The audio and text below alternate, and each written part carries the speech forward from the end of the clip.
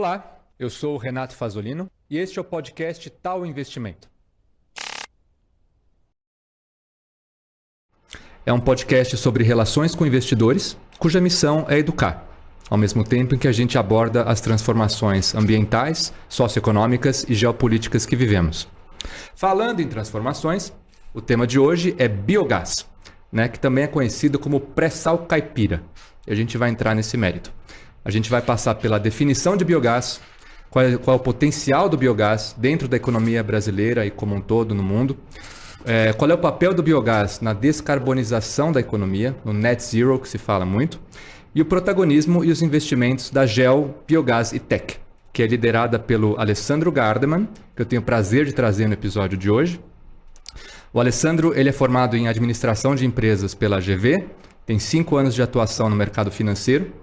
Em 2008, ele fundou a GEL Biogás e Tech e desde então tem se dedicado exclusivamente ao biogás. Ele foi um dos fundadores da Associação Brasileira do Biogás, a Biogás, onde atualmente é o presidente. Alessandro, muito prazer em te ter no episódio de hoje. Oi, Renato, um prazer todo meu, obrigado pelo convite. Super legal a gente estar aqui batendo um papo sobre tudo isso que está acontecendo na empresa, no mercado brasileiro e acho que no mundo. Maravilha. Acho que a primeira pergunta que surge não é nem uma pergunta sobre biogás. É uma pergunta sobre o Alessandro. Você começou a sua carreira no mercado financeiro e há uns 15 anos atrás, mais ou menos, virou totalmente para o biogás. O que te levou a fazer isso?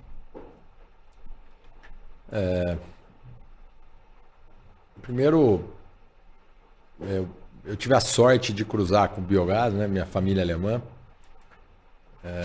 incentivado pela minha família também, mas entender o que estava acontecendo na Alemanha na transição energética, que eles estavam propondo lá desde 2000, e o biogás tinha um papel importante, só que muito pequenininho, muito em pequena escala, muito subsidiado, e eu tendo talvez um pouquinho um pé caipira, conhecendo o que acontece na cana, a transição que estava acontecendo na cana, mudou completamente a indústria da cana. A cana hoje não tem nada a ver com aquilo que, ou já em 2010 já não tinha nada a ver com aquilo que a gente imagina aqui, que era uma usina e assim por diante. A liderança que ela tem na questão ambiental, na transformação energética, entender essa escala que a cana-de-açúcar tem no Brasil, que é única, e associar com a eficiência energética que vem com o biogás. Eu não sei porquê, eu fiz uma tabelinha de 12 linhas e eu entendi que esse negócio podia ficar de pé com escala, sem subsídio, como um energético de alta qualidade, distribuído, renováveis. Isso, para mim, esses últimos 15 anos não foram fáceis, altos e baixos, muitos acertos, muito mais erros, tempos mais difíceis, tempos menos difíceis. Mas eu sempre consegui, esses 15 anos, entender que a eficiência energética desse negócio e a eficiência ambiental desse negócio ia prevalecer um dia. Tá. Talvez um pouquinho de sorte do fôlego não ter acabado antes, ou quase ter acabou. Mas eu acho que foi entender isso e me apaixonar por esse negócio. Estava um pouco, talvez, desiludido com o mercado financeiro. Acho que acontece, sei lá. Fica tranquilo, acontece mais frequentemente do que a gente imagina. Tinha ganho uma grana na Faria Lima, mas acabei me encantando por esse negócio. E também tem uma coisa, quando você acaba tomando certas decisões dessas, também o bom é que também não tem way back, Não dá para arrepender, Não dá para arrepender, Então isso talvez seja... Depois que você já está com 5, 10 anos dedicado a esse negócio, só tinha um jeito que era continuar. Continuar em frente. E aí eu acho que com isso, então aí, acho que agora as coisas estão, pelo menos, acho que com menos dúvidas no ar. Legal. Toda grande história de sucesso tem esse arco que você descreveu. Eu estou muito feliz, é uma história realmente impressionante. Vamos então começar pelo começo, Imagino que muita gente sequer saiba o que é biogás. Vamos falar o que é biogás e qual é a diferença entre biogás e o gás natural, o gás fóssil. Qual que é a diferença? Na verdade, biogás e gás natural é só o tempo. né?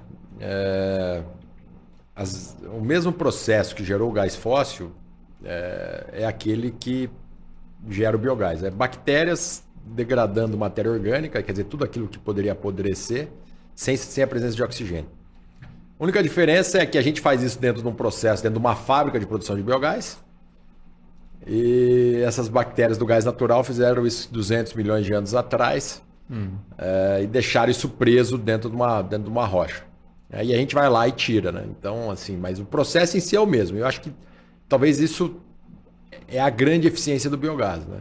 São bilhões de anos aí de evolução e seleção natural aí aprimorando esse processo, né? Temos um processo extremamente complexo, mas ao mesmo tempo extremamente eficiente para produzir esse metano, né? Então, o que a gente produz quando a gente faz gás natural e biogás é metano e CO2, né? Biogás ele é uma mistura de metano e CO2, que é o CH4. O metano é o CH4 e o CO2. E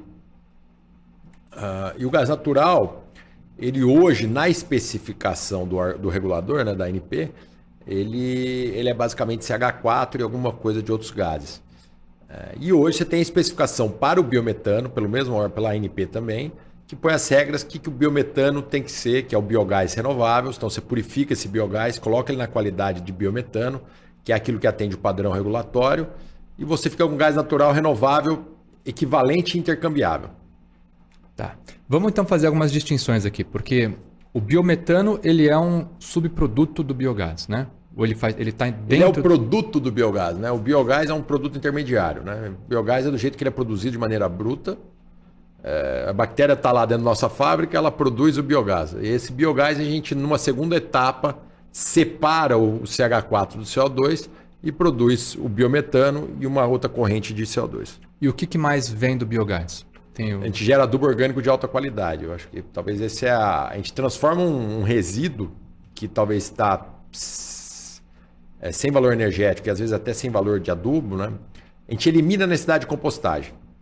A biodigestão nada mais é que uma compostagem, né? Que aquela compostagem que a gente faz em casa e tal, né? Para fazer o humus, para pôr no jardim e tal. É esse processo que a gente faz sem a presença de oxigênio, né? E aí você produz o biogás e um adubo orgânico de alta qualidade, excelente também para pôr no nosso jardim em casa. E por que ele é conhecido como pré-sal caipira? Uns 5 anos, né? Todo mundo falava de gás de pré-sal. E a gente fazia algumas contas lá na associação e a gente chegou à conclusão que o nosso negócio, o potencial que hoje é desperdiçado no Brasil, é um negócio equivalente ao pré-sal. A gente aqui no Brasil desperdiça cerca de 100 milhões de metros cúbicos de gás por dia. Esses 100 milhões de gás, que é o quê? Matéria orgânica que foi produzida, que a sociedade brasileira gastou fertilizante, diesel, para produzir matéria orgânica. Estou estragando o microfone aqui. Tranquilo. E gastou isso para produzir matéria orgânica.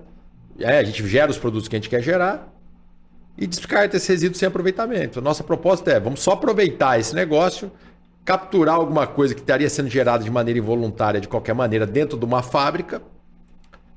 E isso é um volume, esses 100 milhões de gás por dia que a gente desperdiça, é equivalente a quase 70% do diesel nacional. É 600 mil metros cúbicos de gás por dia equivalente. Me dá um parâmetro de referência, o que é 600 mil metros cúbicos? 600 mil barris equivalentes, desculpa, não é 600 mil, 100 milhões de metros cúbicos são 600 mil barris equivalentes. Hoje o pré-sal inteiro produz, o Brasil inteiro produz em torno de 3 milhões de barris equivalentes por dia. Então a gente tem 20% de um gás distribuído, quer dizer, não está no offshore, não está longe da costa, né? Ele está distribuído no interior do Brasil, perto do consumidor, com a distribuição feita, renovável, sem risco exploratório, né? Você não tem, o negócio, mesmo no pré-sal você tem o risco, faz um furo, acha, não acha. O nosso não, o resíduo está lá, vai gerar gás. E sem risco de acabar. Uma outra alternativa para isso, por exemplo, sei lá, o gás de xisto nos Estados Unidos, o shale gas, gás de xisto é a tradução talvez não correta, o shale gas, que tem as mesmas características, talvez distribuído, mas ele é fóssil, mas dá 2 anos o volume cai pela metade. Então você faz um furo, gasta um dinheiro. Então Então você fica sem risco exploratório e também sem risco desse negócio acabar. De fato, fica num moto perpétuo aí. Eu sei que não existe, mas talvez... né? Acho que... A gente vai passar o vídeo, vamos passar assim, mas assim, então é um volume gigantesco, né? E uma característica muito interessante é que o saneamento é grande, né, no Brasil. Somos 200 milhões de habitantes brasileiros. Mas o agro no Brasil é maior ainda, né? Então, a gente tem esse potencial gigantesco no agro, que é onde a gente acabou, né, como GEL, se especializando, e gerou essa escala gigantesca aí, de potencial de produção de biogás. E quais são as fontes, então? Você falou, por exemplo, a cana, né? Então, a gente está falando do mercado sucroalcooleiro.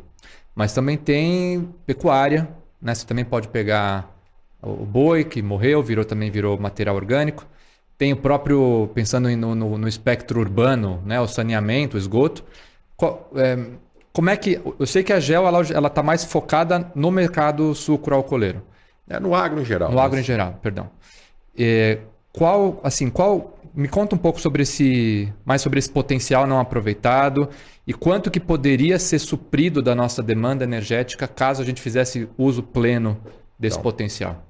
Mais ou menos 70% do diesel poderia substituir. Então hoje você tem caminhão a gás, trator a gás, então que poderia substituir por biometano. Então 70% de todo o diesel consumido no Brasil. 30% da energia consumida no Brasil. Algumas vezes o consumo de GLP, né, que é o gás de cozinha. Ou seja, 70% de todo o diesel que a gente usa para mercado agropecuário, para tudo, 70% desse diesel poderia ser substituído por biodiesel. Por biometano. Biometano, perdão. Biodiesel é outra coisa. Biometano. Mais ou menos 30% de toda a nossa demanda energética, do que vem de hidrelétrica, que vem tudo poderia ser feito a partir de biogás. Tá. E me explica como é que você falou de biogás, né? O gás, né? O metano e aí por diante, CO2 e tal. E a energia elétrica? O que tem? Como é que biogás vira energia elétrica? Alternativamente, essas plantas podem ser flex, elas podem gerar as duas coisas, né? Então, o biogás você faz biometano, purifica ele, faz biometano, ou você pode, do jeito que ele é produzido esse biogás, com pequeno tratamento, gerar energia elétrica em grandes motores, em turbinas a gás. E aí você opera isso exatamente como você opera uma térmica a gás. E acho que esse é o grande benefício, só que renovável. Então, hoje, a segurança energética do Brasil, na margem, é dada por térmicas a gás natural ou óleo diesel. Então, por que não fazer isso com térmicas a gás renovável? Tá. Eu acho que o biogás, ele é entre as fontes energéticas, como a solar e a eólica, a única que das fontes renováveis, a única que é não intermitente. Você pode armazenar e gerar quando você quiser. O biogás, a geração de energia elétrica para biogás, ele não compete com a solar e a eólica. Acho que a gente é complementar a solar e a eólica, que você pode armazenar essa energia para gerar na hora que você vai precisar. Tá. Daí, em vez de você ligar um motor a diesel para fazer essa geração, que é normal no Brasil, você fazer a geração. Eu estou vendo ali um gerador a diesel. Você fazer uma geração com o biogás. Tá. E pensando em infraestrutura, eu lembro uma vez que a gente conversou, você disse que o Brasil tem uma infraestrutura de transmissão de gás, que ela vai predominantemente pela costa, né? Sendo que o maior potencial sucroalcooleiro está no centro-oeste. E é uma infraestrutura equivalente à da Holanda, se não me engano. Ou seja, dada o tamanho do Brasil, é irrisória a nossa infraestrutura. Como é que você... É isso mesmo ou estou falando bobagem? Qual que é o status quo da nossa infraestrutura de transmissão de gás? Só uma pequena correção, é o transporte de gás. Transporte. Desculpa. O transporte de gás e a distribuição de gás no Brasil, você tem razão, é uma malha equivalente à da Holanda. Então, de fato, o Brasil não tem gás. A gente tem gás na costa e tem um gasoduto que atravessa da Bolívia até São Paulo, né? Atravessa o estado de São Paulo, vem do Mato Grosso do Sul. Inclusive, saiu uma notícia ontem que não vai ter gás, ou que vão reduzir em 30% o envio de gás da Bolívia para o Brasil. Tá brincando. Então você tem esse duto que vem da Bolívia e você tem um gasoduto na costa que está integrado. Você tem grande parte da população brasileira nessa região. Né? Mas o biogás ele é totalmente distribuído. Né? Os 200 milhões de habitantes são totalmente espalhados no Brasil. E o agro, seja proteína animal, quando você combina com proteína animal, com milho, com cana, você tem no Brasil inteiro oferta de biogás. Né? Então, por que não criar um modelo de geração distribuída e transporte e distribuição distribuída de gás produzido a partir de pequenas plantas ou pequenas e médias plantas de biogás e que, por porventura, geram biometano. Então, esse é o modelo que a gente, que de fato, acreditar que o Brasil vai criar uma infraestrutura de interiorização de gás natural fóssil a partir da infraestrutura existente, não vai dar tempo. E talvez, acho que a visão que a gente tem vai criando pequenas redes locais e no dia que você tiver a demanda, você integra esse sistema todo, né? É quase como uma teia de aranha, né? Que você vai criando pequenas redes locais e quando você acaba tendo a escala... Não paro de dar tapa aqui no microfone. E quando você tiver uma teia, uma densidade com cliente, com demanda, você integra essa rede. Né? Tá. Então, é lógico que essa é uma visão que a gente tem, né, para o biogás no Brasil, o papel do biogás no Brasil, mas também uma visão de descarbonizar a matriz de gás também. Acho que é uma coisa que mudou muito pós-pandemia, que acho que a sociedade reconheceu a urgência de algumas atitudes, tais como dar espaço para essas soluções que fazem sentido hoje. Vou fazer uma pergunta, eu peço desculpa se é uma pergunta besta, mas no começo você falou que a diferença entre o biogás e o gás natural era basicamente o tempo, né? Os milhões e milhões de anos. Então, quando a gente fala em descarbonização da economia, que já é um pouco do próximo bloco aqui da nossa conversa, se os dois são a mesma coisa por uma diferença de tempo, né? A gente pode dizer que o biogás ele descarboniza a economia? Não, porque a partir do momento... O que está acontecendo? Né? O que a gente tem que parar, né? A gente tem que parar de aumentar a concentração de CO2 na atmosfera. Mas quando você queima biogás, o que acontece? Não, você produz CO2. Você produz CO2. Só que a fonte desse CO2 é um CO2 que a planta retirou do ar. Então, tá. a planta, ao crescer, a fotossíntese nada mais é que uma grande fábrica de tirar CO2 da atmosfera. Então, essa planta, ao crescer, ela estoca esse carbono temporariamente em forma de matéria orgânica, de uma forma de matéria orgânica. E ao processar isso em forma de biogás, você tem esse CO2 temporariamente em forma de metano. Né? O carbono, na verdade, temporariamente em forma de metano. E ao queimar isso para gerar energia ou usar produto, ele gera CO2 novamente. Então, na verdade, é um ciclo fechado, né? Um CO2. O problema do fóssil você tirou lá atrás um CO2 da atmosfera, enterrou isso e agora você está tirando do solo e trazendo de novo para a atmosfera. Então, você está aumentando a concentração de CO2. Tá.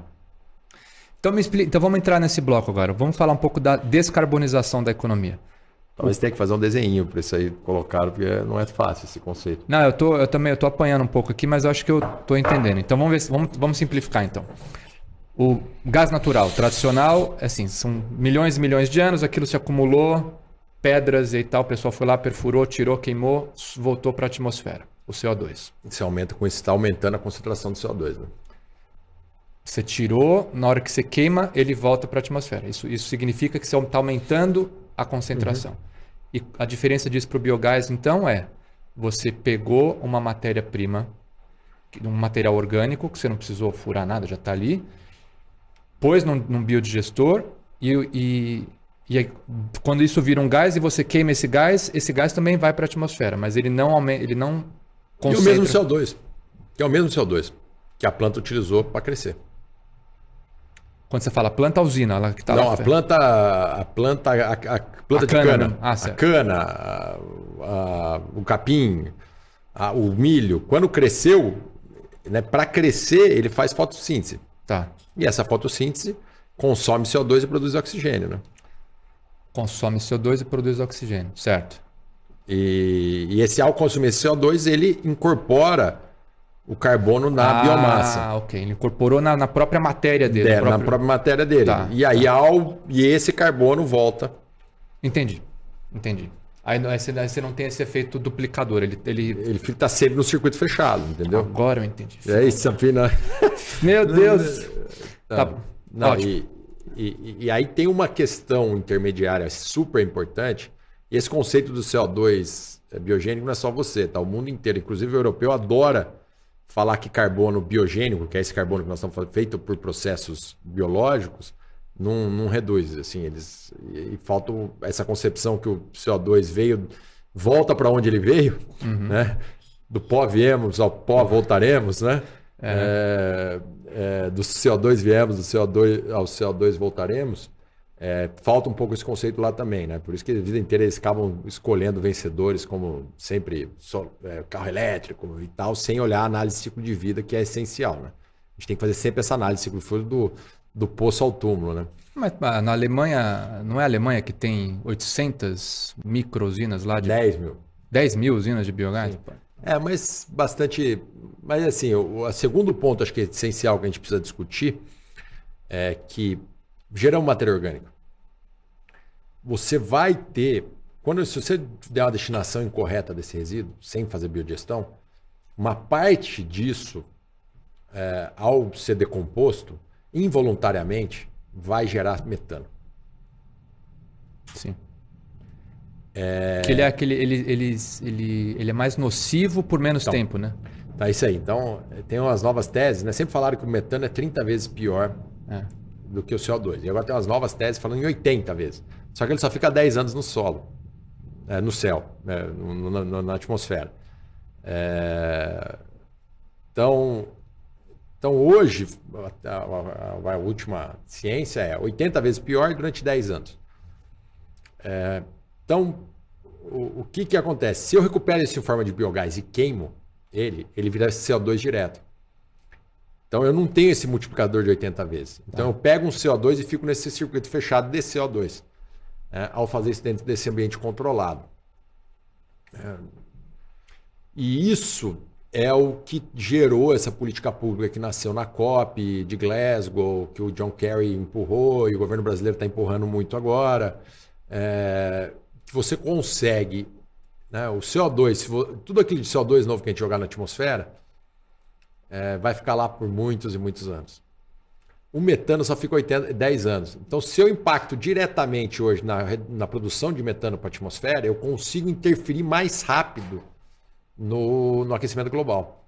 A estimativa é que meio grau, do 1,5 grau que a gente acha, que os cientistas acham que o limite que a gente pode atingir, poderia vir de metano, da redução das emissões de metano. E a gente ganha dinheiro com isso. Então, a gente pode ter um impacto direto e rápido no aquecimento global, e por isso que o governo dos Estados Unidos empurrou tanto isso lá para ser assinado na COP. O Brasil também agora tem que, a gente independente de política, como política de Estado, o governo brasileiro está empurrando isso também. Reconhecendo que ao interferir na emissão de metano, a gente pode criar uma indústria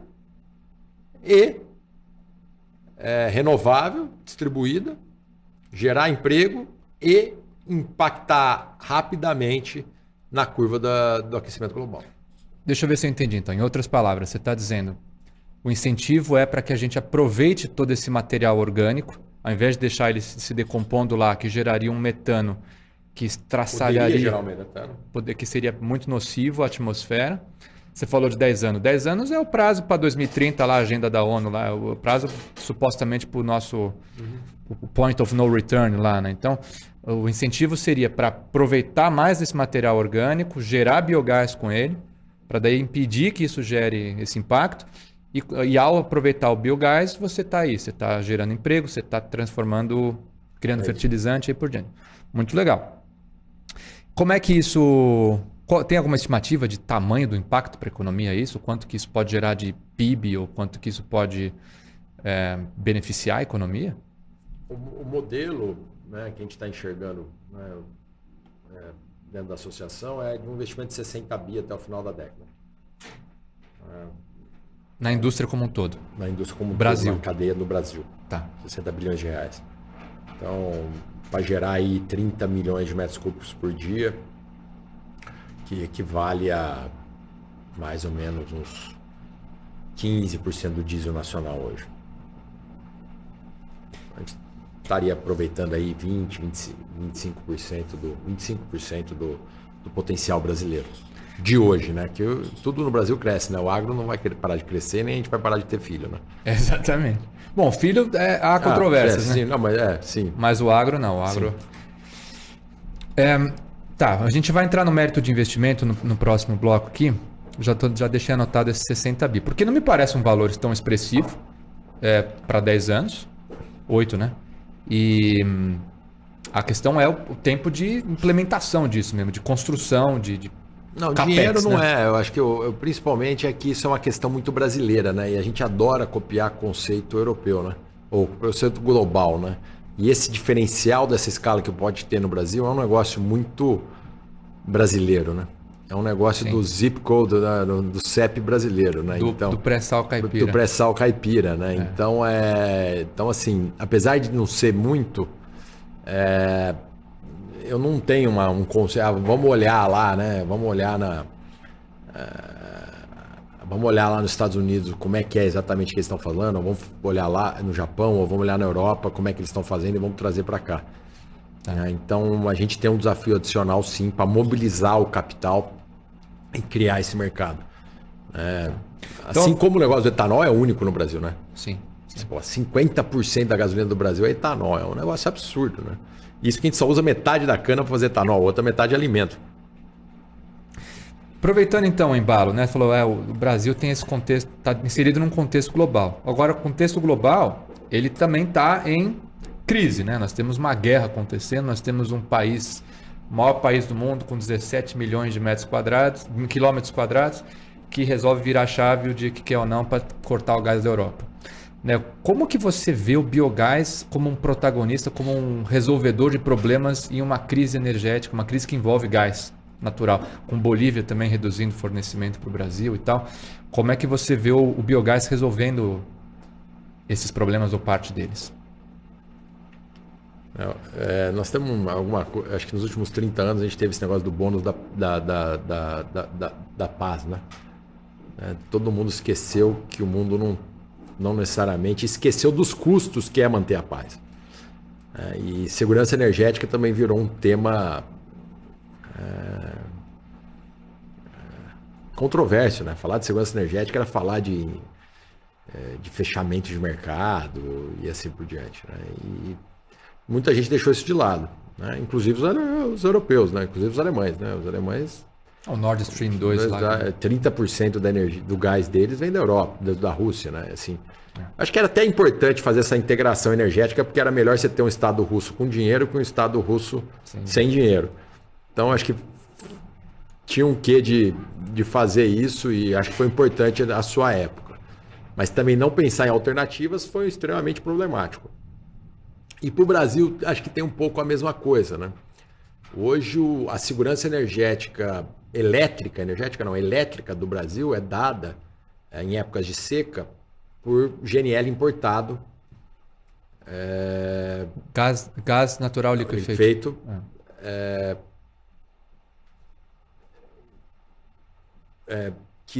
Que é importado quando está seco no Brasil, você despacha isso em térmicas a gás. Eu não quero ficar muito complexo, mas o ano passado a gente importou muito GNL porque a gente teve uma das maiores secas do mundo. E aí choveu, acho que ainda bem, a gente estava precisando ter um alívio, notícias boas. Choveu bastante, acho que está resolvido o problema.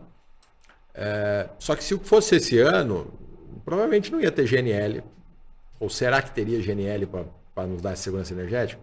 Será que as prioridades não seriam geopolíticas, o atendimento do problema que está tendo na Europa?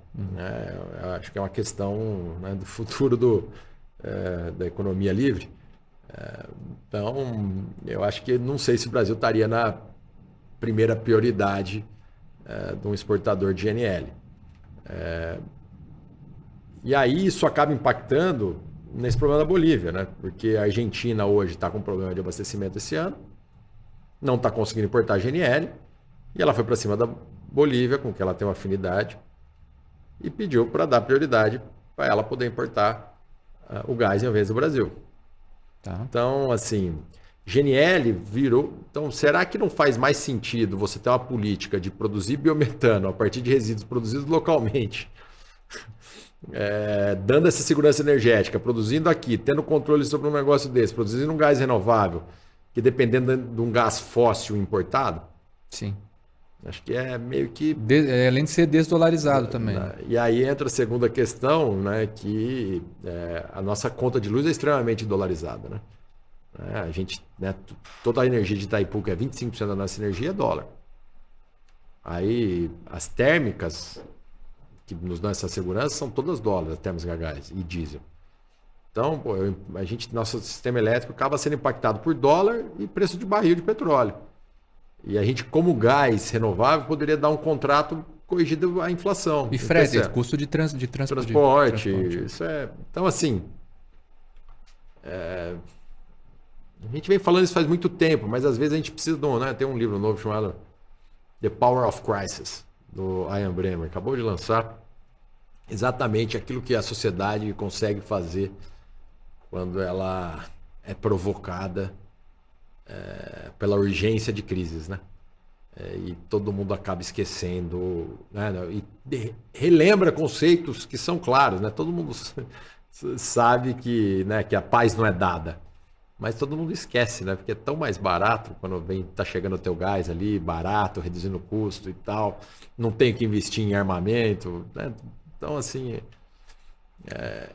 Eu tava vendo um vídeo hoje, parece que tem uns tanques, uns caminhões lá que lançam mísseis lá, que os Estados Unidos está mandando para a Ucrânia. Parece que cada míssil, tem uns 8 dentro de um caminhãozinho lá. Cada míssil que aquele treco dispara lá custa $2 milhões. Um míssil. Porra, cara. Mas vamos falar Mas, assim, segurança energética é essencial, a gente precisa voltar a falar disso.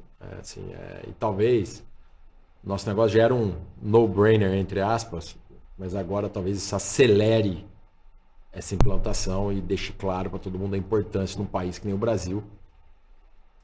E é legal você falar sobre isso, porque você está falando, a demanda vai aumentar, a demanda por esse tipo de solução vai aumentar, né? A questão é a velocidade da oferta de atender esse spike, né, de demanda, que, ao que tudo indica, vai aumentar, para reduzir a dependência do gás polarizado, do gás fóssil, do gás geopoliticamente complexo. Eu acho que também outros países também vão querer ter, né? Queira ou não queira, o Brasil é um país democrático, é um país amigo, independente, né, de questões ideológicas. Somos um bom parceiro de longo prazo, né, que respeita contratos, né? Então, talvez surja inclusive a oportunidade de mais integração energética renovável com outros países. Me fala um pouco da solar e eólica, né? Compara com o biogás. O solar e eólica tem aquela questão da intermitência, né? De você captar, tem a questão de armazenamento. Me fala um pouco mais sobre esse contraste. Não, eu acho que o solar... Porque são as queridinhas, renováveis, né? Solar e eólica, né? Eu adoro solar e eólica também. Eu acho que solar e eólica, elas têm seu papel, principalmente aqui no Brasil, que a gente tem grandes reservatórios. Elas têm um impacto até talvez diferente daqueles que eles podem ter no sistema elétrico brasileiro, que é inteirinho interligado. Você tem capacidade, né? Onde o lugar não está chovendo, você está tendo sol.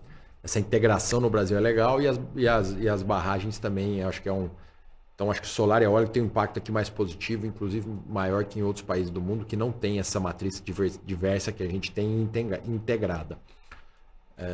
Mas, de fato, solar e eólica depende de ter sol e de ter vento, né? E aí eu acho que o biogás é a matriz renovável que pode complementar elas 100%. Então, se tiver um dia lindo, maravilhoso, sol e vento ao mesmo tempo, você pode desligar a térmica a biogás, abastece com sol e vento e gera biometano. E esse biometano você pode armazenar, distribuir na região e assim por diante. Assim que sair o sol e o vento, você pode entrar com biogás. E o CAPEX, no caso, o custo do painel solar, o custo da turbina, em comparação com o custo de um biodigestor? Eu acho que, assim, apesar de a gente ser por megawatt médio, né? Porque o solar e o eólico cada um tem fator de capacidade, né? Quanto do tempo que ele está disponível para gerar energia, né? O solar é 20%, 25%. O Brasil tem os melhores ventos do mundo, varia de 40%, 60%. O biometano ou biogás pode operar com 90%. Só que na hora que você precisa. Então a gente é competitivo por megawatt médio, né? Que é por reais por megawatt médio, a gente é competitivo. Mas eu volto a dizer, a gente não pode comparar com solar e eólica. A gente tem que ou comparar isso com térmicas a gás, que é o custo da planta térmica mais o custo do combustível, ou uma solar com bateria, ou uma eólica com bateria, né? Porque é a eólica com bateria que tem a capacidade de armazenagem. Mas eu não paro de bater aqui no microfone. Então, eu acho que talvez assim não é a mesma. Você tem que. Potência e energia é uma coisa muito diferente. Potência é a capacidade de gerar. E energia, de fato, é o que está sendo gerado e quando. Acho que isso são duas. Então, o que eu entendi aqui, você tem uma fonte energética aqui que pode atender até 70% do diesel, 30% de toda a nossa energia nacional e que tem a vantagem também de poder estar em qualquer lugar e que aproveita já um material que não depende de sol ou de vento, que vai ser produzido. A sensação que passa de alguém que não é especialista da área, que está ouvindo você falar, é que assim, tá brilhando o ouro ali, né? A gente tem que mergulhar nesse negócio, porque todos os indicadores são favoráveis. Então, aproveitando essa deixa, vamos falar de gel. Tá? Como é que é o modelo da sua usina padrão? E o que quer dizer TEC? Em gel, biogás e TEC. Né? E me fala um pouco das suas 3 plantas também. A Tamboara. Me fala também das outras 2. Então, a empresa... A gente nasceu em 2008, enxergando esse potencial da cana-de-açúcar. Nada tem a quantidade de resíduo orgânico sem aproveitamento energético como é o caso da cana. Né? A cana, só 1/3 dela vira etanol e açúcar. O resto está aí para ser usado. Tem uma parte disso que é usado para energia elétrica, com queima em cogeração. Mas tem quase 2/3 aí, ou 50% de toda que é produzido na cana-de-açúcar que não tem uso energético. Quanto? 50% da cana. Então, o Brasil produz 600 milhões de toneladas. Caceta. Então... É muita cana. É muita coisa, né? E no país correto, na estrutura de produção correta, né? São 300 unidades, então extremamente interessante. A gente faz um acordo com o dono de resíduo, co-investe na planta, ele faz um contrato de fornecimento e a gente devolve para ele esse adubo melhorado.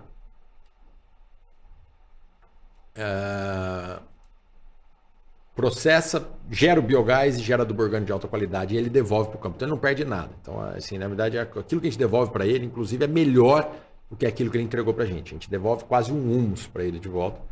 Enquanto... né? Então, assim, isso acho que tem um valor importante. Daí, esse gás gerado, a gente, no nosso modelo, a gente gosta dessa flexibilidade. Então, a gente gera energia elétrica. Eu peguei do site. Essa aí é a primeira planta que a gente fez, já está com 10 anos. Mas você vê que uma planta de biogás, mesmo com 10 anos, ainda consegue ficar bonita. Essa é do Paraná? Essa é em Tamboara. Tá. Então essa planta a gente está ampliando ela para 10 megas. Aquelas caixas do lado direito, azuis e cinzas, são os nossos motogeradores que geram energia elétrica. E os 2 cilindros de concreto aí com o teto verde em cima são nossos panelões que a gente fica cozinhando com controle de temperatura, pressão, alimentação, mistura. A gente fica cozinhando isso aí por 20 dias para gerar o biogás e o adubo orgânico. Você falou 10 megawatts. É. O que é 10 megawatts? Quantas casas isso ilumina?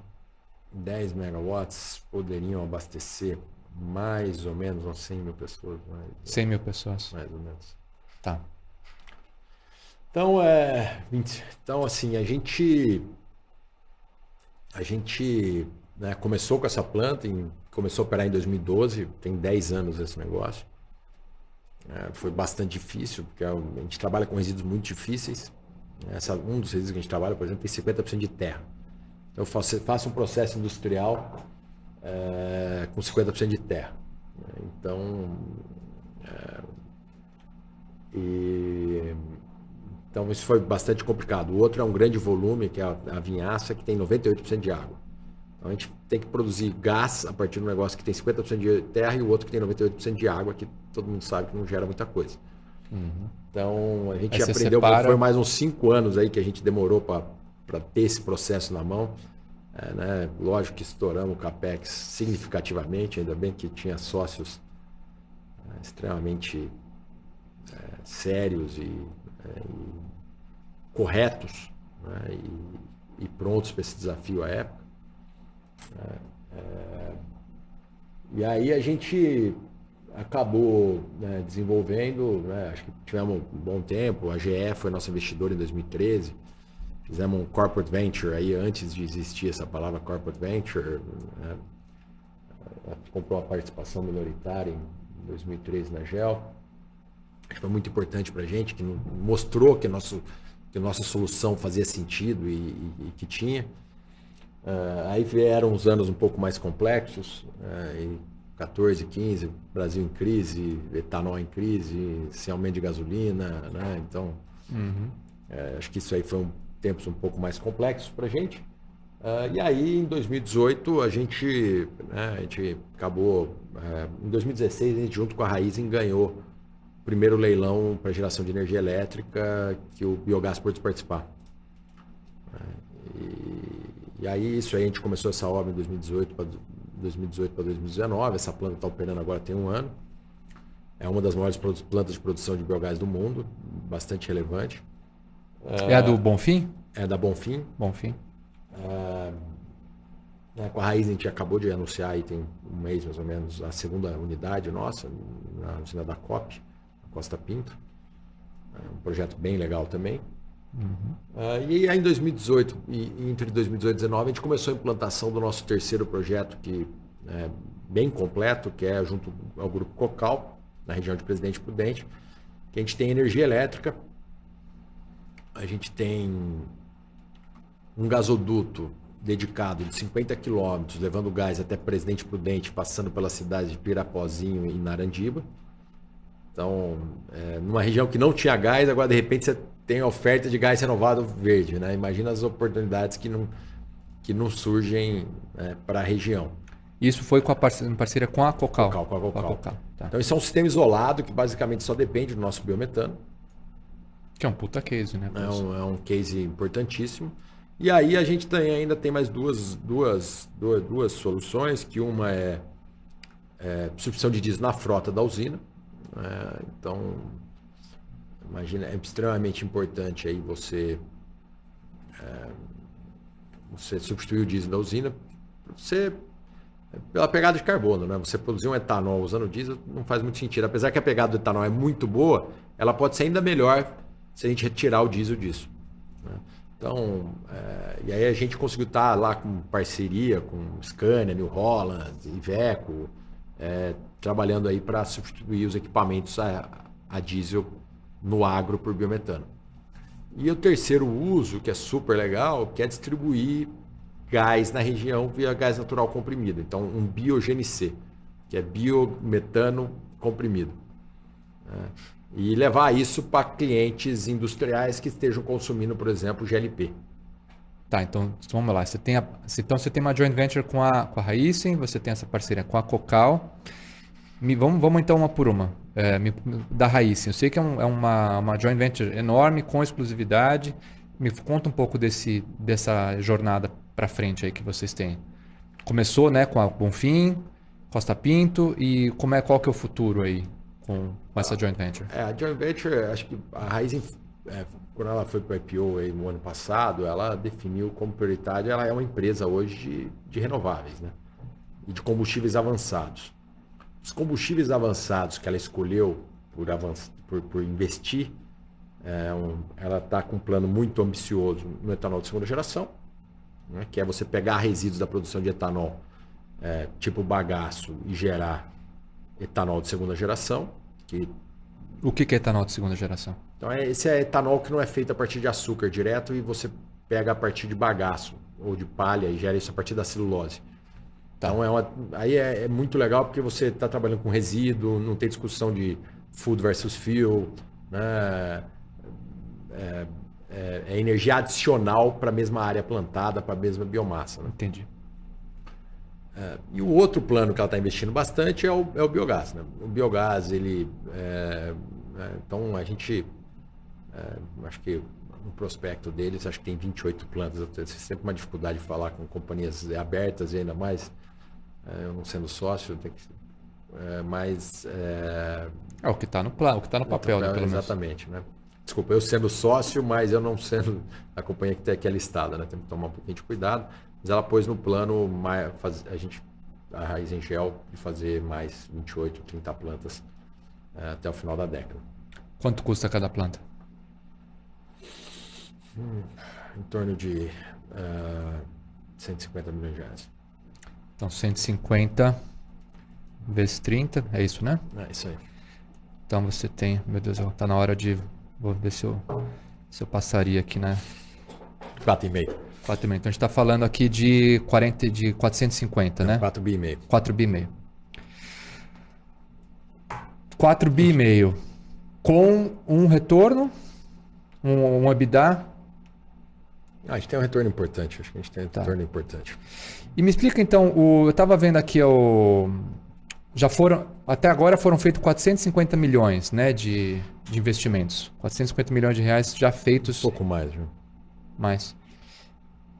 O que eu não sei se a gente pode falar de capex aqui indo para frente, mas esse ano a gente deve investir nos projetos que a gente está um pouco mais de 1 bi, nos projetos que a gente tem participação, né, incluindo a Raízen. Esse ano. Sim, a gente já tem 2 projetos anunciados fora da Raízen, devemos anunciar mais uns 2 projetos até o final do ano, daí mais os projetos da Raízen. E é factível você fazer 30 plantas em 10 anos? Quanto o resíduo está lá. O resíduo está lá. Demanda pelo mercado tem. É só instalar. É só bater martelo lá. Não tem que plantar cana nova. De fato é pôr o capital, né, e operar as plantas. Não é. Tá. Então, assim, não tem por que não fazer. E me conta essa parceria mais recente com a Itamaraty, lá com a Uisa.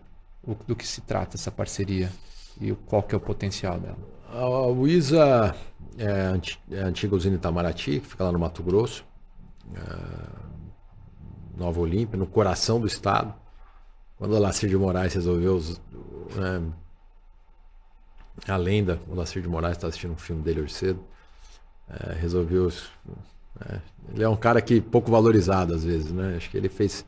Grande parte de tudo isso que tem no Centro-Oeste, a potência que a gente depende daquilo que ele começou em 75 a fazer, que foi o começo da soja no Cerrado. Se perguntasse 40 anos atrás, falavam que era impossível plantar soja no Cerrado. E hoje o Brasil é o celeiro do mundo, exatamente baseado nessa tecnologia, né? Então, às vezes, certos visionários ficam não valorizados daquele jeito que eles deveriam, ou leva mais tempo para o serem. Então ele escolheu fazer esse projeto numa localização estratégica, no coração do Mato Grosso, no cruzamento da BR-364 com a 163. Então você tem ali para cima todo, né? E a gente, né, junto com essa usina, está fazendo uma planta de produção de biometano lá, gerando energia elétrica e biometano, substituindo diesel na usina e distribuindo diesel localmente, né? Então você tem um poço de gás renovável no coração do Mato Grosso. Esse é o projeto. Saiu a ELI faz uns 15 dias. Estamos terminando de estruturar o financiamento. As obras devem começar esses dias e estamos terminando de estruturar o financiamento investimento de 220 milhões. Vamos falar então, você falou de visão, de visionário, né? Qual que é a tua visão pro biogás para daqui a 10 anos? Visionário é diferente de visão, né? Mas tudo bem. Acho que... É o mesmo radical, é o mesmo radical. A gente, assim, eu não tenho a menor dúvida que a gente vai essa meta de 30 milhões de metros cúbicos até né, por tudo isso que aconteceu de descarbonização, toda a vontade que, né, se você é a favor ou contra ESG e a empresa se ela é a favor ou contra, o fato é que o consumidor da nova geração ele quer comprar produtos descarbonizados, ele quer comprar produtos. Então, quem produz vai ter que se adequar a isso. Assim, independente da minha opinião pessoal, tá? Eu acho que eu tenho a minha opinião e sou convencido que a gente precisa fazer. Mas, fato é que o consumidor de todos aqueles que também não querem, quer descarbonizar, quer um produto socialmente responsável, não quer consumir combustível fóssil, está preocupado com o futuro. Então, assim, essa tese acelerou demais. Associado agora, né, toda essa crise de gás que está tendo no mundo. E que eu acho que isso aí veio para ficar também, né? A Europa tomou a decisão de não trazer mais gás da Rússia. Isso é um impacto importante na oferta de gás global, né? Então, preços de gás devem ficar altos, né? Combustível deve ficar alto, né? Petróleo deve ficar mais alto, né? Não vai se falar mais em petróleo de 30, 40 milhões, 30, 40 dólares. E o reflexo na inflação é batata, né? Então, não vai ter mais combustível. E, inclusive, porque grande parte das empresas privadas reduziram o nível de investimento em exploração e produção também. Então, o mundo das pedras não acabou por causa que acabou as pedras, né? E sim porque alguém parou de... Então, assim, acho que do petróleo é mais ou menos acho que é a mesma questão, né? Acho que... Então, assim, eu vejo que o biometano ele é parte desse futuro, tanto na meta da associação de produzir 30 milhões de metros cúbicos de gás por dia, eu entendo que tem tudo para acontecer. A capacidade que o Brasil tem de multiplicar e de empreender é gigantesca, né? E na GEL, particularmente, a gente tem a meta de fazer 3 milhões de metros cúbicos de gás por dia até o final da década.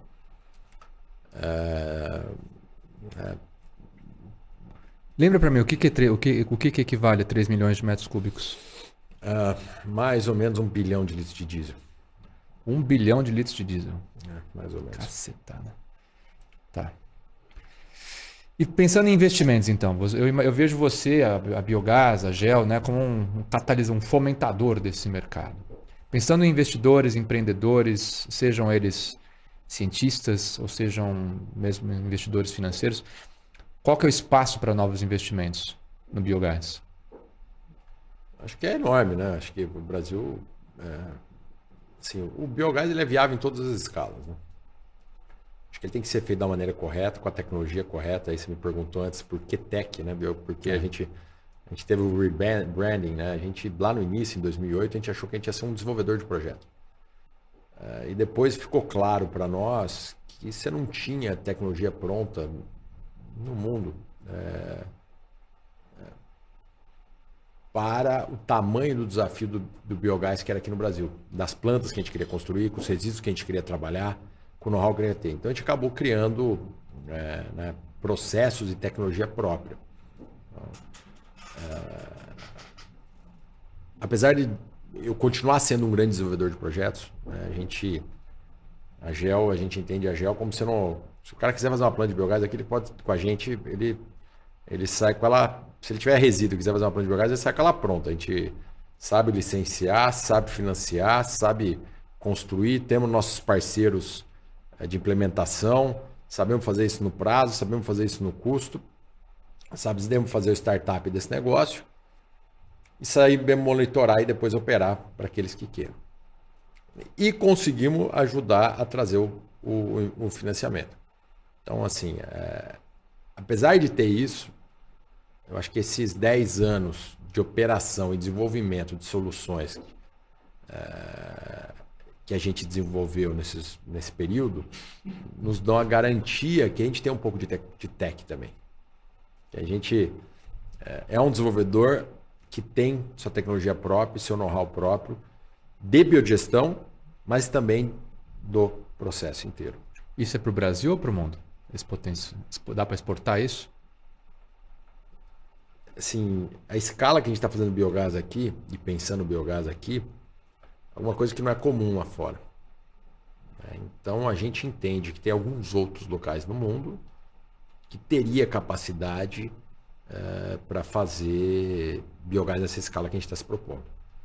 É lógico que tem outras coisas, né? O Brasil tem o mercado livre de gás, mercado livre de energia, que ajudam esse empreendedorismo a se desenvolver, que não necessariamente todo país no mundo tem.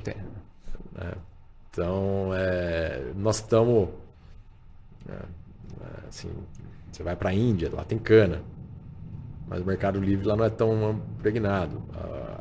Uma usina de cana lá tem 30 mil fornecedores. Aqui é mais concentrado e a logística está pronta. Então, assim, tem que estudar bem, mas com certeza o Brasil, como tudo que é biomassa, como o Brasil é um exemplo na cana, como o Brasil é um exemplo na soja, a gente entende que o Brasil pode ser uma referência também na questão do biogás. Pensando então não só em Brasil agora, né, até para ir caminhando já para o fim da conversa, o papel do Brasil como protagonista, como enorme produtor disso, a GEL como referência no assunto, o tal do Net Zero, acho que pode ser o nosso grande finale aqui, o Net Zero, né? A transição energética, o mercado de carbono. Qual que é o seu pitch? Qual que é as suas últimas considerações sobre a urgência que a gente tem de tirar o pé do acelerador do que está prejudicando o meio ambiente, vis-à-vis continuar ganhando dinheiro, vis-à-vis aproveitar o que já está aí? Como é que a gente fecha essa conversa, então? Estou jogando uma resposta grande para você aqui, mas você... Primeiro, assim, eu nunca tive essa dicotomia na GEL de dinheiro versus verde. Acho que a sacada da GEL é isso. A gente tem dinheiro na mesa totalmente sustentável, né? A gente brinca que a gente é ESG raiz, né? É um negócio 100% sustentável, aproveitamento energético de resíduos, sem ter que abrir mão de retorno, sem ter que abrir mão de competitividade. Eu acho que essa é a força e voltando lá na tua primeira pergunta, talvez por isso que eu tenha dedicado a minha vida a esse negócio, entendendo que isso era possível fazer na cana-de-açúcar, sem ter que ter essa dicotomia. Você tem que escolher um ou outro, é uma coisa que você vai perder com certeza. Então, você ter a sorte de ter achado um negócio que nem eu tive, que eu não tenho abrir mão de nenhuma das duas coisas, eu acho que facilita muito. Ou seja, o caminho do meio não é necessariamente o denominador, não é o ponto médio entre as duas, né? É um círculo que abarca os dois. Então. Exatamente. E acho que enquanto a gente ficar pensando que que é um ou outro, vai ficar difícil de fazer as coisas. Segundo, a GEL ela tem um negócio, quando começou esse negócio de Net Zero, de 2030, 2040, na GEL ficou muito claro para a gente que a força da GEL é exatamente por isso que eu estava falando, a gente Net Zero now. Não é 2030, não é 2040, não é 2025. Se você quiser descarbonizar com a GEL, você tem um negócio que é viável e possível hoje. Então, acho que essa é a força daquilo que a gente está se planejando a fazer. Então, aproveitando então esse hashtag Net Zero Now, eu aqui me aventurando em searas de influencer, de hashtags, que honestamente não é a minha grande especialidade. Eu queria agradecer muito pela sua presença aqui, pela sua sabedoria. Eu tentei, da melhor forma possível, condensar essa matrix de conhecimentos e informações em uma linguagem mais, digamos, compreensível para o público geral. Eu acho que eu dificultei ainda mais teu trabalho, mas... Não, mas não era para você estar aqui para simplificar nada, não. É para mostrar que a síntese é simples, né? Kant falava, né? Síntese, tese, antítese e síntese, né? O caminho do que a gente estava falando. Por mais complexo que seja o megawatt, metro cúbico, tantos litros, tantas pessoas abastecidas, enfim, a síntese desse negócio é muito simples, né? É um produto, é uma solução que funciona agora e que resolve o problema. Agora, se a humanidade vai caminhar para realmente resolver problemas e não falar que vai resolver problemas, né? Aí é a humanidade que vai escolher, né? Mas cada um tem que fazer a sua parte. Né? E cada um tem que fazer a sua parte. E a GEL está fazendo a sua. Tudo que a gente puder fazer para catalisar isso, nós vamos fazer.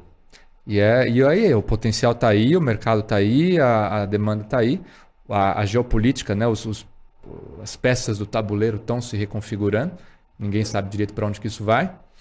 Mas é bom saber, né, que mesmo diante desse cenário imprevisível, dessas adversidades, já tem solução, né? Porque na hora que o negócio começa a pegar fogo, todo mundo sai correndo, meu Deus, acabou o mundo, mas pelo menos ok, já tem um lugar para onde a gente pode recorrer em termos de energia, de solução ESG raiz, né? Então, Alessandro, muito obrigado. E para você que está assistindo, fica aqui um agradecimento também e até o próximo episódio.